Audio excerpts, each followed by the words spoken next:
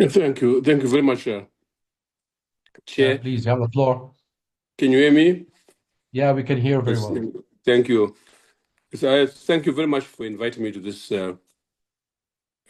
conversation the second time, and I'm feel honored, and I'm most grateful that I'm able to participate in this conversation, uh, especially since, as you are aware, I'm one of the regular commentators on the tragic developments in the Middle East, in particular the genocide in Gaza.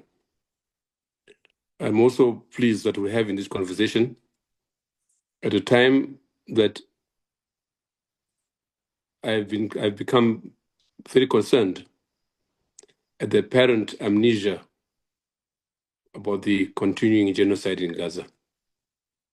The world seems to have become tired of reporting on this intensive and persistent genocide in Gaza. The news channels make just a passing remark if you go through, except for Al Jazeera, which has been consistent. And we have to thank them, really, for the persistence with which they have kept the Gaza story on the news. Secondly, I'm also concerned, as many others are, at the apparent lethargy on the part of the international community, which has largely been indifferent to South Africa's role at the International Court of Justice, ICJ, which made headlines almost a year ago. We'd expected a more intense follow-up to the efforts of South Africa last year. And I'm embarrassed that in Africa, only one country, Namibia, supported the South Africans. For the most of the continent, and including the AU itself, there's been absolute silence. It's most embarrassing.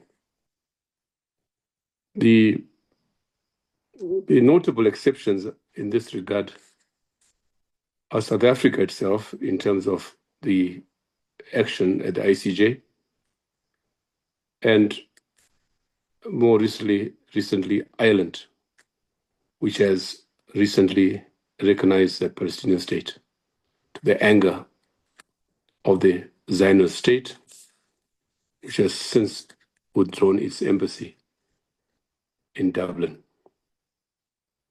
Now, I believe such actions as those of Ireland and South Africa, should be magnified through such conversations, should be magnified in the media in an effort to highlight the continuing genocide in Gaza and the extent to which it appears almost evident that the Israeli state wants to eliminate Palestinians altogether.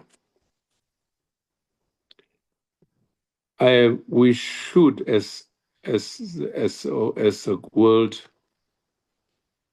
be completely embarrassed at the complete disregard of the genocidal massacre of the Palestinians on the part of the Western countries who are directly complicit in this genocide, as we made clear, and the extent to which the Israelis continue almost with impunity is something that is disgraceful, especially on the part of the Western countries who continue, as the previous speakers have indicated, to arm the Israeli state.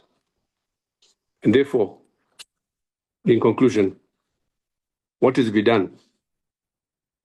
How shall we keep the Gaza story alive in our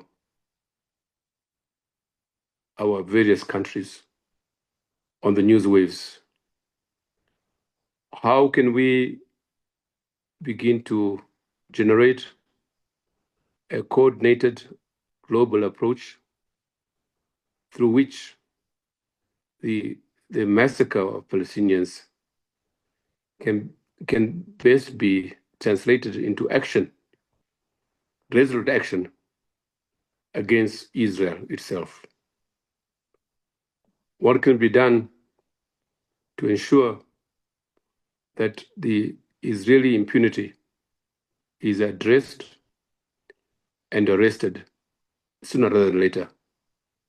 What can be done to ensure that we have the UN resolutions on Palestine, on the genocide in Gaza, observed by the Israeli state through specific measures against the Zionist state? I'll stop there. Thank you.